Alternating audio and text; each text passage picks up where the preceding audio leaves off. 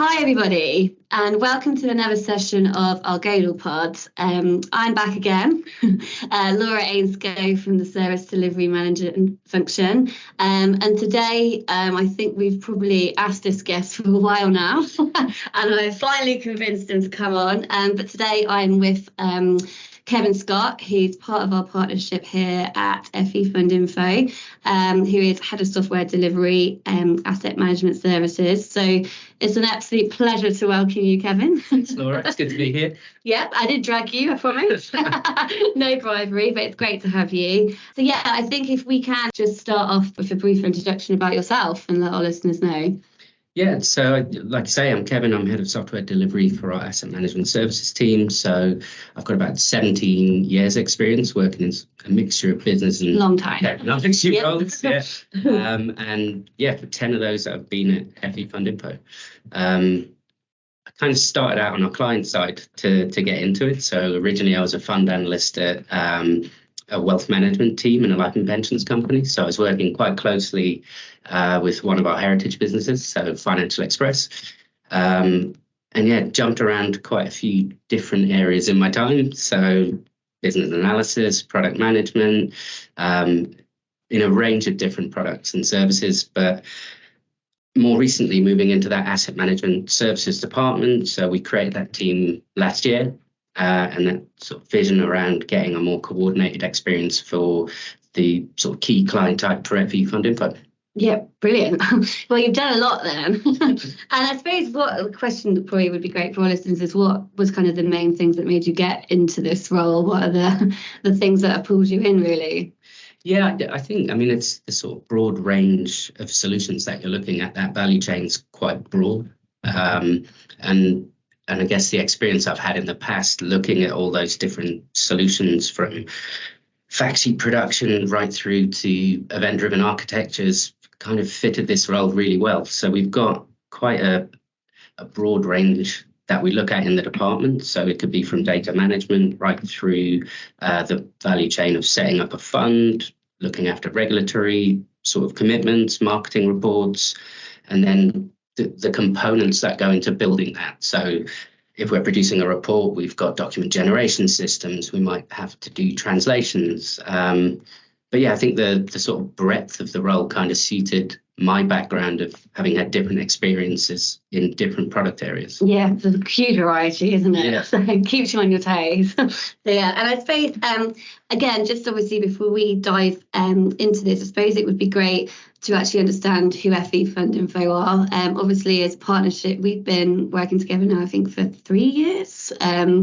On and off, yeah. Don't quote me on it, yeah, but it's been a while, and obviously we've been working on a range of different products. So yeah, I suppose it'd be just great to just do a brief introduction of who FEfundinfo are. Yeah, we're a global leader, I guess, in investment fund data and technology. So supporting the fund industry's value chain, not just asset management, which is where I'm working. We've got sort of key client types around fund managers, but also fund distributors, financial advisors. There's sort of a rich history across the different heritage businesses. It's over 25 years, being kind of trusted partners to some of the biggest companies in the industry, really. So relying on us for data, for technology solutions, research, and kind of that expertise and insight that we can give them. Yeah, and we're in your London office today, but you're all over the show, aren't you? Yeah, we've probably got over 1,000 different experts in sort of 15 different countries. So we're really close to like the client's needs in a range of different disciplines. Yeah, brilliant.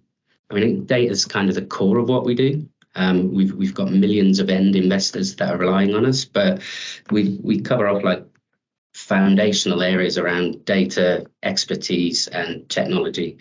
I guess within that, though, my focus is obviously in product and engineering. So we've got about 260 technologists now across those different locations, and bringing together that sort of expertise in those different areas is what we sort of pride ourselves on doing. That value for the client is the combination of that, really.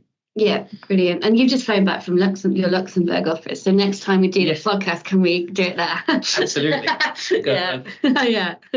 And I suppose, my next question to you is, how do you look to deliver quality digital solutions to your customers? Obviously, we've dived in as a partnership to quite a few of those, but it'd be quite good to, get a brief understanding of that. Yeah, I think, like I was saying, so that core of the data that we have and our network reach, I think getting that data out timely and accurate is that sort of core foundation that we have, but also accessing it across a range of different solutions for our clients is the key. So getting the capabilities that we have in the different disciplines across the globe is the sort of trick to making it all work. So we've got quite an innovative, agile environment, I think, to kind of deliver what the clients need. So the way we work to market needs, but then collaborate with the sort of bigger clients and those willing to co-create with us to sort of drive the solutions forward. It's reflected in, I mean, we've got multiple award-winning products and clients are happy with the solutions we provide. Yeah, no, brilliant. And I know the past few years, I think, have been challenging for a lot of businesses. Obviously, we've been through COVID and the economy as it is at the moment. The industry that you're working in, how do you find that's adapted over, these current years? And what have you done to adapt around that? Yeah, I think it's definitely been a challenging few years. Yeah, for everyone, hasn't it? We've got the backdrop of sort of geopolitical position, macroeconomic pressures. Our challenges definitely reflect the sort of wider issues that our clients are having. So I guess in that asset management space that I'm in, we've got increasing regulatory sort of scrutiny. We've always had regulation. We've always had things that need to be produced, so that annual cycle is always a challenge. But the versioning of that and the frequency of that changing is a challenge for our clients. So is a opportunity for us to provide a solution, if you like. So there's that angle of it. But I think if we're looking at our clients and what we're seeing in their space, the complexity of their businesses is increasing. There's consolidation within the marketplace that kind of drives out simplification strategies, and supporting them through that, I think, is where we can really help. So I see our clients turning more and more to technology as the solution for that. We see doing increases in operational expenditures when you're combining businesses, and it could be people overheads or aging systems, but having that sort of trusted expertise to navigate them through, whether it's regulation that we were talking about or guidance technologically. How do we migrate one solution into another? How do we integrate new solutions and expand, I think, from our side, the areas we can provide solutions in their value chain. Yeah, and so would it be fair to say that actually you found quite a lot of opportunity within this industry and for your clients really through these, especially for the past few years? Yeah, absolutely. I think if you're thinking around that point where every challenge comes with an opportunity, it's a little bit cheesy. Yeah, but, I like that though. Yeah. Yeah. Those areas that are challenging our clients are always a chance for us to have a discussion with them. Where can we help them? Where could we maybe change or tweak, pivot our roadmap to support them better? It's been interesting times. Yeah. So how have FEfundinfo reacted to some of these challenges? Yeah, I mean, we've been looking at a lot of different areas, but I think the sort of biggest shift that we're seeing from product and engineering at the moment sort of is the potential around how AI or ML is going to impact the industry. It's going to change client expectations. To my point earlier about them turning more and more to technology as the solution. But I think it'll push us to change as well. It's going to have an impact on how we work, what we can deliver, and the kind of speed that we can develop at. I think if we're digging down more into it, and it's really fast paced in that area, but where we see sort of foundational elements that we just need to get right. There's also the opportunities when it comes to simplification and the growth within our products. Yeah. So I guess the potential impact for us as well of our clients, it'll break out into, is it productivity, and when we consider like new tech that's going to help drive employee success, and thinking of things down the lines of what Microsoft are doing with Copilot to help developers, or even Copilot in some of their 365 applications. We're going to see that more and more come into our teams.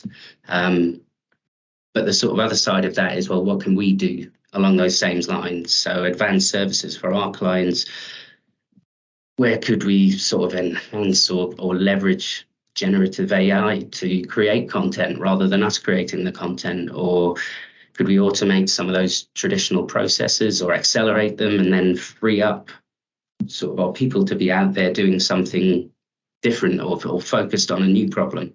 And I think we're doing pretty well in this space. I think what we're getting ahead of is that sort of early vision and strategy, and it is sort of fast-paced and changing, but then engaging the whole of product and engineering. It's not something that people sort of sit in an ivory tower and work out on their own. We're a collaborative business. We've got people looking at early adoption of tools to help us, but we've got regular hackathons that we run, and departments can join up. We'll afford them the time to look at ideas that leverage one or more of these sort of emerging technologies. And the ideas get sponsored. So if one of them's successful and we think it's a great idea, that'll allow us to pivot on our roadmaps, move some resource, and get those best ideas coming through that incubator and then out into the world for clients to use. Yeah. That's amazing, and obviously there's probably a lot of still exciting stuff to be looked into, isn't there? Absolutely. So no, that's great. And I suppose, like I said, over the past 3 years, we've worked together as a partnership, and obviously I think we've always felt part of a lot of the products that you've been creating. Are you able to just go into a little bit of detail of what we've been working on as a partnership, and what exciting things we've helped develop? Yeah, and I think it's been in line with what we were just talking about, really. So the focus throughout the sort of relationship's a key initiative for us. So it's multi-year investment. It's quite a broad program of work for the business. So it's focused around something called the Fund Information Hub, which has got a few different parts, but it is ultimately that sort of unified cloud platform that we can base on open architecture principles and then leverage these new sort of advances in technology as they come in. So I think we started out doing the foundation, building that event backbone. It's the value chain for everything that sits on it. Looking at fleshing out, historically we've done a lot of API work, but centralizing that, really meaning we can have an event and then an API for someone to react to that event. And then the sort of layer on top of it that I think helps people sort of visualize what can sometimes be quite a hypothetical thing, is the portal. So that kind of single pane of glass where we can bring in a fully sort of connected experience with that suite of services for the client. We've really benefited from having you guys in, and that sort of expertise that we get in several areas where we genuinely need support, not just executing, but coming up with the best route to solve a problem. But there's also the added benefit of we're going to accelerate our development by bringing in pods from Godel, and it'll help us hit the sort of targets that we had in the original business case for doing the work. So I think at the moment the teams have kind of moved on. They're leveraging those building blocks now. So part of the portal that we're looking at now is, rather than just modules for individual services, we're looking at allowing clients to create a dashboard that, rather than being quite a narrow view of the world where you might log in and generate a document, you could actually create a dashboard for yourself that has elements of data collection. Has my data arrived? Is it up to date? Is it ready to produce my document? And allowing that sort of visualization and flexible widgetized approach to then bolt on, okay, my data's ready. an event then triggers a document being produced, which is a notification that then allows a client to review it. So it's kind of joining all of those dots that we've been building on throughout the relationship, and living up to that vision of a single pane of glass that a client can use to either manage complex processes or really free up, if they want to go into that full event-driven mode, the sort of manpower that it takes to move from data provision, document production, distribution, post-publication checks. It can be onerous if you're trying to do that manually with people. Yeah, absolutely. And I think our teams have always enjoyed this partnership because you get a lot of client feedback, don't you? Well, it's what the beauty of this industry. And I suppose they get to kind of complete that and then hear the feedback and the value that it brings automatically. So yeah, I mean, it's fantastic now that we're sort of getting out there, and Fund Information Hub is doing strategic for us. It's what we're offering for all of our big clients, new business. Everything we're delivering in that asset management space is now sort of funneling towards the Fund Information Hub as being the face, if you like. So I guess for the teams, it's really nice to see a lot of hard work coming to fruition now that it's in front of people, and hearing back, not just what they like, but maybe what they don't like, or have we thought of this idea? It's that co-creation, I think, with some of our clients that really helps drive it. Yeah, no, brilliant. And so following on from obviously what we've discussed on what we've been doing within the partnership, it'd be really nice to understand, what's your favourite thing about being part of our FEfundinfo Godel tech team? Yeah, I mean, there's so many things I could call out. I think it's been a really good answer. Yeah, I think it's been a really good sort of partnership, but I mean, the commitment, reliability, the organisation. We've obviously had quite a few teams working on different strands of work, but I think the one that really sticks out is the collaboration. So it's not one team leaning and expecting things from one without it being the other way, and sort of learning together what's the best way to get that sort of business or tech goal that we're aiming for. I think the teams all sort of get along. There's good camaraderie. Everyone's communicating, sharing ideas, and that sort of positive and supportive attitude, I think, on both sides of the partnership it's been really good. Yeah, great. And it's we've had also some great informal meetings and chats, and we've learned a lot of games from Poland and bringing them into the from quizzes, UK, India. The quizzes are definitely a favourite. Yeah, we've learned a lot about each other. So brilliant. I suppose this leads on quite nicely, as we've actually been recognised, our partnership, didn't we? At the other week, we were at the Computing Awards, and we were nominated for Digital Project of the Year, which is probably credit to the team and the work that you guys do. It was a great night. Sadly, we didn't win, but it's great to be recognised, isn't it? It was a tough category, and it's good to be well recognised. But I think it was nice to be in a room full of all those different businesses, and obviously to see what they've been achieving. But with events like the one that we went to, why do you feel they're so important to the IT industry? Yeah, I mean, I couldn't agree more that they are important to the industry. But I'd second it's great even just to get there and get shortlisted. I think that award being specific for companies that are using digital tech and looking for that competitive advantage, it kind of speaks to the fact that we're producing innovative digital tools, and it's good for the teams. I think it helps our clients sort of recognize that we are out there industry leading, but it's good, I think, as well, just as that opportunity to sort of recognize and celebrate what our people and teams have done. It's not the winning, it's taking part. But I think that sort of, like you say, it was a highly competitive category, and I think it reflects a highly competitive industry. Technology doesn't stand still.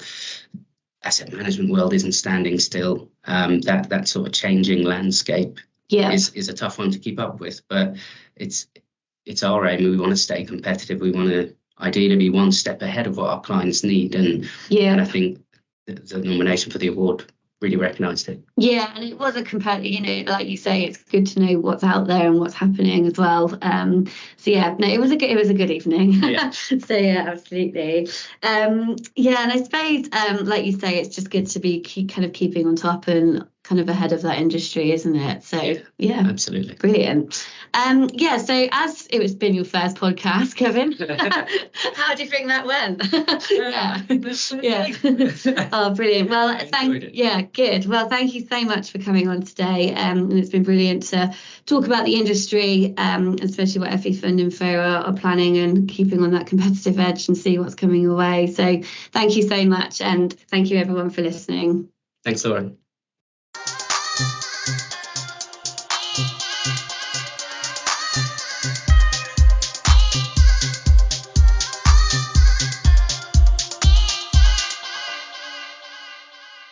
Huge thank you to all the listeners out there who've listened to this instalment of the Godel Pod. If you like what you hear and would like to know when we're releasing even more episodes, please just subscribe to the Godel page on Podbean or Spotify.